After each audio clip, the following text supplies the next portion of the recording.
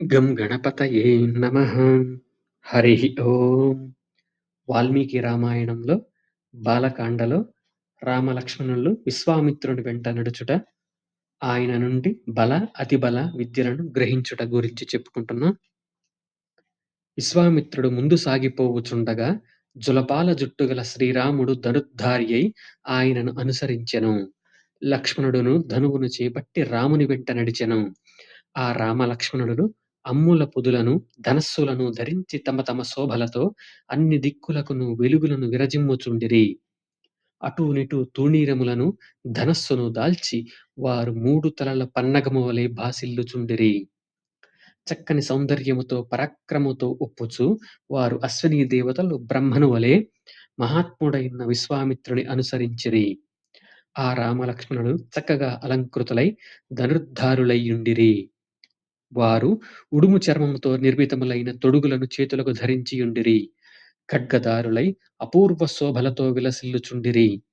రాజకుమారులు సోదరులు సద్గుణ శోభితులు అగు ఆ రామలక్ష్మణులు విశిష్ట కాంతులతో అగ్ని సంభవులైన స్కంద విశాఖులు వాజ్మనమస్సులకు అందని శివునుని వలె కుశిక పుత్రుడైన విశ్వామిత్రుని అనుసరించు ఆయనను శోభిల్లజేసిరి.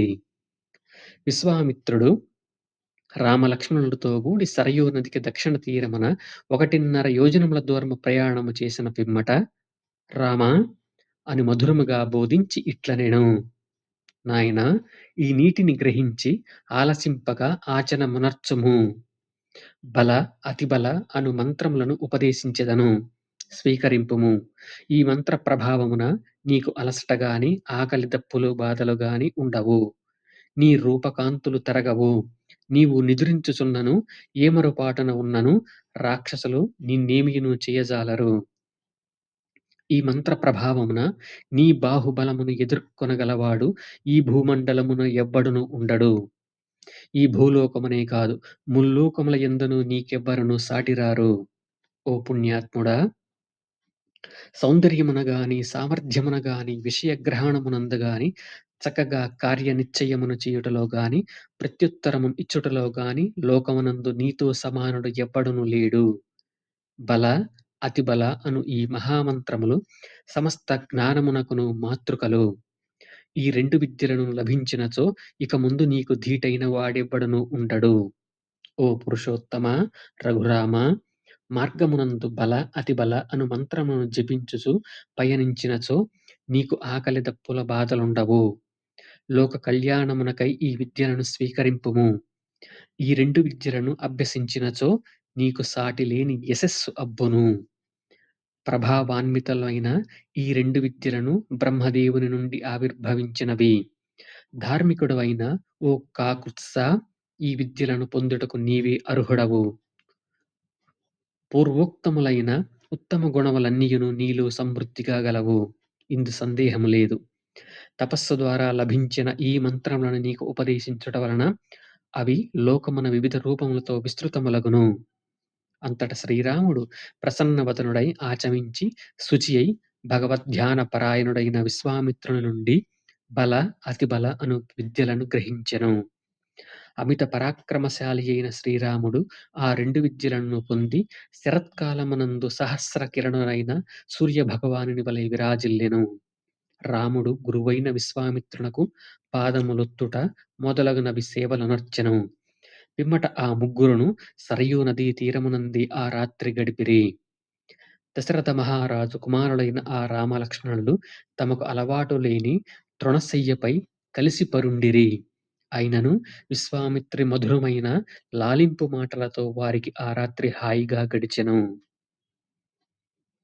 రాత్రి గడిచిన పిమ్మట ప్రభాత వేళ విశ్వామిత్ర మహర్షి తృణశయ్యపై పవళించియున్న రామలక్ష్మణులతో ఇట్లు వచించెను: కౌసల్యాదేవి నోములు పంటగా ఆమెకు పుత్రుడవై జన్మించిన ఓ రామా, తూర్పు దిక్కున ఉషఃకాంతుల విలసిల్లుచున్నవి. ఓ పురుష శ్రేష్ఠ, లెమ్ము, స్నాన సంధ్యా వందనాది నిత్యకర్మలను ఆచరింపుము. విశ్వామిత్ర మహర్షి నుడివిన గంభీర వచనములను పాటించి వీరులైన ఆ రాజకుమారులు స్నానమునర్చి సూర్యునకు అర్ఘ్య ప్రదానములను అర్చించిరి. దేవతలకును ఋషులకును తర్పణమునలిచ్చిరి. మంత్రరాజమైన గాయత్రిని జపించిరి. మిక్కిలి పరాక్రమశాలురైన రామలక్ష్మణులు ఈ విధంగా ప్రాతకాల కృత్యములైన సంధ్యోపాసనాదులను నిర్వర్తించిరి. పిదప తపోధనుడైన విశ్వామిత్రునకు నమస్కరించి మిక్కిలి సంతోషముతో ప్రయాణమునకు సన్నద్ధులై ఆయన ముందు నిలబడిరి. పిమ్మట గురువుగారి వెంట ప్రయాణము చేయుచున్న ఆ మహావీరులు పవిత్రమైన సరయూ నది, దివ్యమైన గంగానదిలో సంగమించు పుణ్య ప్రదేశమును చూచిరి. వారు ఆ నదీ సంగమ ప్రదేశమున పవిత్రమైన ఒక ఆశ్రమమును చూచిరి. అచట దివ్య తేజస్సు గల ఋషులు వేల కొలది సంవత్సరముల తీవ్రమైన తపస్సును ఆచరించుచుండిరి. రామలక్ష్మణులు ఆ పవిత్రాశ్రమమును చూచి ఎంతయో సంతసించిన వారై మహాత్ముడైన ఆ విశ్వామిత్రునితో ఇట్లు పలికిరి. ఓ మహాత్మా! ఈ పుణ్యాశ్రమము ఎవరిది? ఇక్కడ నివసించు మహాపురుషుడెవరు? ఈ విషయములను అన్నిటినీ వినుటకై, తెలిసికొనుటకై మేము మిక్కిలి కుతూహలముతో ఉన్నాము. మునీశ్వరుడు వారి మాటలను విని, ఓ రామా! పూర్వము ఈ ఆశ్రమము ఎవరిదో తెలిపెదను వినుడు అని చిరునవ్వుతో పలికెను. సుందరమైన శరీరము కల కందర్పుడు అనువాడు గలడు. అతనిని పండితులు కాముడు అని పిలుతురు. ఒకానొకప్పుడు పరమేశ్వరుడు ఇచ్చట సమాధినిష్ఠుడై అవిచ్ఛిన్నముగా తపమాచరించుచుండెను. ఆ సమయమున దుర్బుద్ధి అయిన కాముడు మన్మధుడు ఆయన తపస్సునకు భంగము కలిగించెను. అంతట మహాత్ముడైన శివుడు ఆ కామునిపై హూంకరించెను. ఓ రఘునందన! కుపితుడైన శివుని యొక్క కంటి మంటలకు ఆ దుర్మతి యొక్క శరీరవయములు పూర్తిగా దగ్ధములైపోయెను. మహాత్ముడైన పరమేశ్వరుని క్రోధాగ్నికి అతని శరీరమంతయు భస్మము కాగా, అంతట కాముడు అశరీరుడయ్యెను. అది మొదలుకొని మన్మధుడు, అనంగుడు అను పేరుతో ప్రసిద్ధుడయ్యెను. మన్మధుడు తన అంగములను త్యజించిన కారణంగా శ్రీమతంబగు ఈ దేశము అంగదేశము అని ప్రసిద్ధి వహించెను. ఈ ఆశ్రమ ప్రదేశమున శివుడు తపస్సు చేసినందున ఇది పవిత్రమైనది. ఈ మునులు శివభక్తులు, నిరంతరము ధర్మపరాయణులు. వారికి ఎట్టి పాపములను అంటవు. పుణ్యాత్ముడవైన ఓ రామ! పవిత్ర గంగా సరయూ నదుల సంగమ స్థానమున గల ఈ ఆశ్రమమునందే మనము ఈ రాత్రి గడుపుదము. గంగా నదిని రేపు దాటుదము. ఓ నరోత్తమ! మనందరము శుభ్రముగా స్నానాదికములు నిర్వర్తించి, జపధ్యానములు ముగించుకొని, హోమకార్యములను పూర్తి చేసుకొని, ఈ పవిత్రాశ్రమమును ప్రవేశించుదుము.